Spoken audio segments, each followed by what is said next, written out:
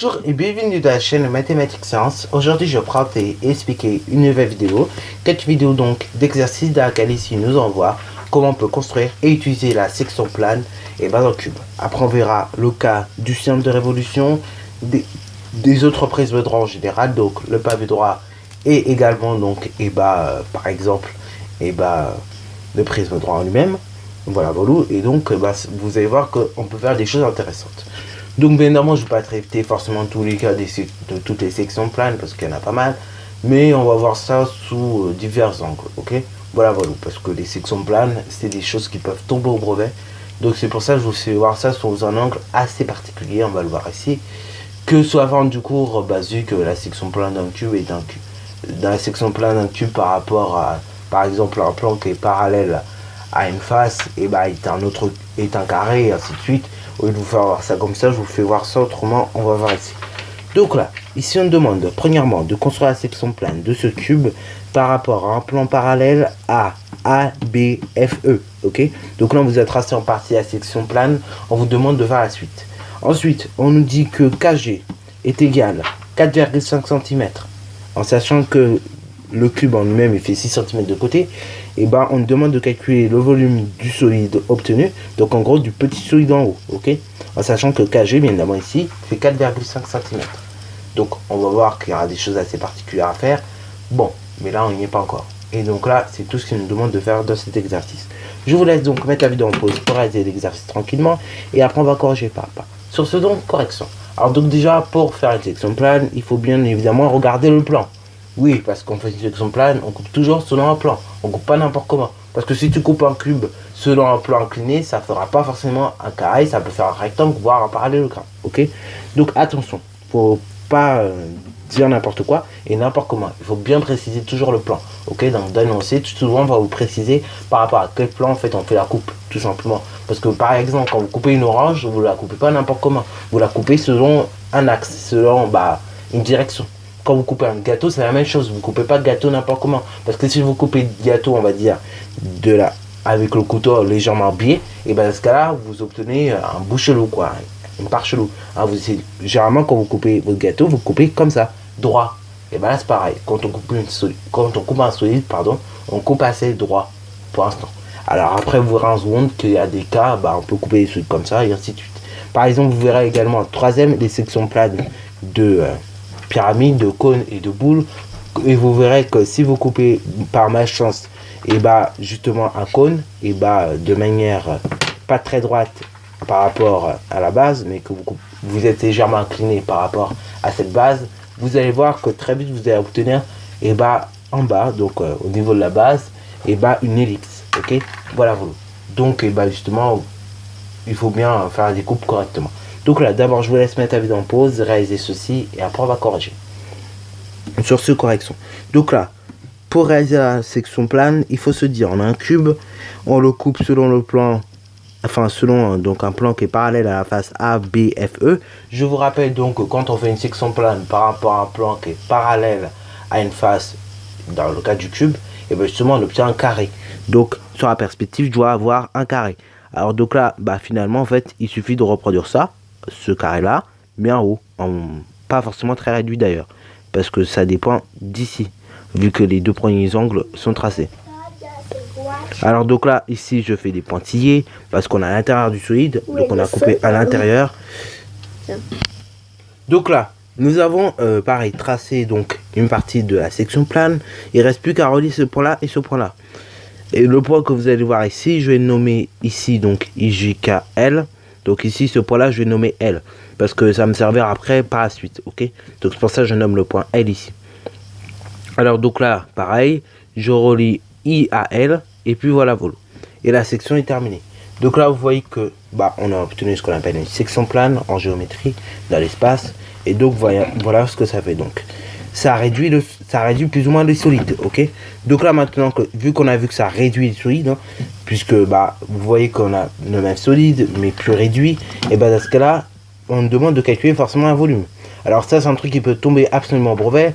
Je sais pas pour ceux qui ont suivi les épisodes de brevet blanc, mais donc vous avez pu voir que dans les épisodes de se préparer au brevet, justement ça peut arriver qu'il y ait des sections planes à faire, ok, et qu'on a eu également à faire des calculs de volume malgré les sections planes. Donc là, c'est pareil aussi au niveau des sections planes, s'il vous plaît les gens, la géométrie d'un espace est un thème qui tombe tous les ans sous n'importe quel format. Donc s'il vous plaît, ne prenez pas le risque de ne pas réviser la géométrie d'un espace, parce que c'est un thème qui tombe tous les ans. Soit ça tombe sous forme de calcul de volume simple, soit ça tombe sous la forme de calcul de volume mais avec section plane, comme on peut le voir ici. Soit ça tombe sous la forme de repérage, donc ça peut être du repérage dans l'espace, donc sur un pavé droit, sur une sphère, ou bien du repérage carrément sur la Terre. Donc là, s'il vous plaît, ne négligez rien. L'année dernière, je vous promets, c'est ça qui est arrivé. Pour tous ceux qui croyaient là que la géométrie d'espace, donc le repérage sur la Terre n'allait pas tomber, et ben là, ils se sont fait avoir. Cette année-là, malheureusement en 2018, la géométrie d'espace, donc le repérage sur la Terre, est tombé. Parce que c'est un thème assez récent et qui depuis est au programme de 3ème, ok. Donc attention, il y a des thèmes, ils sont nouveaux, souvent ils vont tomber. Par exemple Scratch aussi, c'est un thème assez récent, donc il y a plus de choses qui tombent tous les ans. C'est comme par contre les probabilités, je vous dis c'est un thème assez ancien, mais ça tombe tous les jours également. Bon, maintenant on demande donc de calculer le volume du petit solide, donc I, J, K, F, E, L, I et ainsi de suite, donc du petit solide que vous voyez ici. Donc on nous demande de calculer le volume de A, E, F, K, I, J, L et ainsi de suite. Voilà, voilà. Donc en sachant que cette longueur là, KG, fait 4,5 cm. Donc on sait que KG fait 4,5 cm. Donc FK il fait combien? Donc là, on va déjà dire que le point K, il appartient au segment FG. Donc, de ce cas-là, qu'est-ce qui se passe? Il se passe que FG est égal KG plus FK.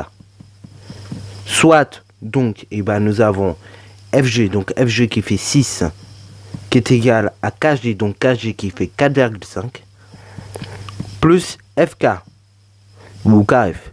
En sachant qu'on cherche FK ou KF, on fait 6 moins 4,5, ce qui fait 1,5 cm. Voilà, donc là, c'est pour la longueur FK. Maintenant, il ne reste plus qu'à calculer le volume de ce solide. Donc pour calculer le volume de ce solide, on n'a plus à faire un cube, comme vous pouvez voir, on a à faire un pavé droit ou parallélépipède rectangle, puisqu'en fait, on fait une réduction. Et donc par réduction, du coup, le solide qui à la base était un cube, par réduction, est devenu un pavé droit. Ok? Puisque là, maintenant, on n'a plus nos trois faces, on n'a plus toutes nos faces qui sont égales. On a cette face-là et cette face-là, qui ont des mesures légèrement différentes. Ok, donc en gros, pour bien dire correctement, cette arête-là, cette arête-là, cette arête-là, cette arête-là, ne mesure plus 6 cm, mais mesure 1,5 cm. Il y a une réduction. Donc là, du coup, là, en troisième, on verra qu'on peut faire les calculs autrement. Mais là, déjà, vous pouvez voir qu'il y a réduction. Donc du coup, on ne se retrouve plus à calculer le volume d'un cube, mais d'un parallélépipède. Pour calculer le volume d'un parallélépipède, on fait longueur fois largeur fois hauteur. Donc déjà, rappelez-le toujours. Au brevet, c'est pareil. Vous avez des points juste pour avoir rappelé la formule. Maintenant, une fois que nous avons fait ça, on remplace par les valeurs que l'on connaît. Donc longueur, ça fait 6. La largeur, elle fait 6 également. Donc 6 fois 6. Et la hauteur, par contre, elle fait 1,5. Donc là, on peut réduire légèrement le calcul. Ce qui fait donc V qui est égal à du 6 au carré fois 1,5. Ce qui veut dire que V est égal à 36 multiplié par 1,5. En sachant donc que 36 multiplié par 2 faisant 72. Et que du coup la moitié de 36 c'est 18. Et dans ce cas on peut faire 36 plus 18 qui fait 54. Donc du coup là V est égal à 54 cm3. Voilà. Et donc là du coup ça c'est le volume du solide IJKFELAB. Ok. Donc le volume du solide, donc là on cite son nom, voilà. Donc du solide IJKFELA, donc FELAB et 2, et donc là on met le résultat 54 cm3. Voilà. Et donc là c'est le résultat en volume. Ok. Donc vous voyez que mine de rien, c'est assez intéressant mine de rien de constater ça. Ok. Alors donc là vous voyez que ça réduit de volume. Le volume il s'est réduit. Donc en troisième on verra qu'il existe des formules pour ça. Mais dans ce genre de cas par contre effectivement il vaut mieux faire comme ça. plutôt qu'aller chercher les formules et faire n'importe quoi. Parce qu'en réalité, on ne réduit pas tout le solide, il y a juste une partie du solide qui a été réduite. Par contre, si ça aurait été un cube et que ça serait resté un cube, et ben là par contre, en effet, il aura fallu qu'on applique une certaine formule.